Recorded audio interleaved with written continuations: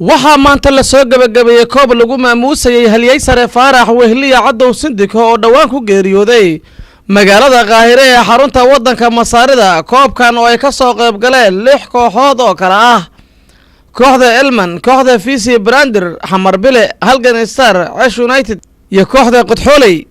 koobkan waxaa soo qaban qaabiyay naadiga ardayda Soomaaliyeed qaybtiisa isboortiga ee wadanka Masar oo horkacaya Shaafici Sadiri iyo Maxamed Carab. gabagabadii waxaa isku soo haray kooxda Elman iyo kooxda Halgan Star, waxaana 2-1 ku badiyay kooxda Elman. gudoomiyaha naadiga ardayda Soomaaliyeed ee wadanka Masar Cabdi Cumar Cismaan oo ugu horeyntii mahad u celiyay inta ka soo qayb gashay inta qaban qaabisay. waxa uu yiri waa muhiim xuskan oo kale, asiga oo taa ka hadlayana waxa uu yiri runtii waxay ila muuqataa arrin wanaagsan. arrintani naadiga ardayda Soomaaliyeed ayaa wuxuu isu xil saaray in uu u sameeyo koob maadaama uu ahay Faarax Sindiko aabihii ama gudoomiyihii ciyaaraha isboortiga. sidaas darteed naadiga qaybtiisa isboortiga ayaa arrintani isu xil saaray asagoo naadigii yani matalo wuuna ku guuleystay. maantana waad arkaysaan qolo kamid ah Elman ayaa waxay ku guuleystay inay koobkii qaadato. anigoo ah gudoomiyaha ardayda Soomaaliyeed Cabdinaasir Cumar Usmaan waxaan u mahad celinayaa dhammaan dadka ka soo qayb galay iyo kooxda sida sharafta leh u qaadatay maxaan ku raadayay koobkaasi iyo dhammaan kooxihii ka qayb galay ciyaartani sharafta leh.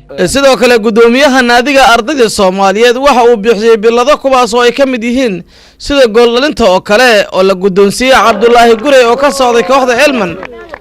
ugu dambeyntii waxaa natiijada koobka gacanta loo geliyay kooxda Elman oo la gudoonsiiyay Mustafa Sheekh Xasan oo loo yaqaan Faransa ahaana kabtankii hore ee kooxda Banaadir Telecom. waqtiyadii dambana uu ciyaarayay kooxda Elman hadal qiiri iyo farxad ka muuqata ayuu telefishinka Universal u sheegay markii la gudoonsiiyay koobka natiijada ah. waxa uu yiri Universal aad u maasantiin inta Soomaalida maqalkii muuqaal taqaan aad u maasantiin koobkina waa ku guuleystay ilaahayna waa ay wareeyay kooxda Elman aad u hambalyeynaa taageerayaasha ciyaartooyda kulli dhamaan.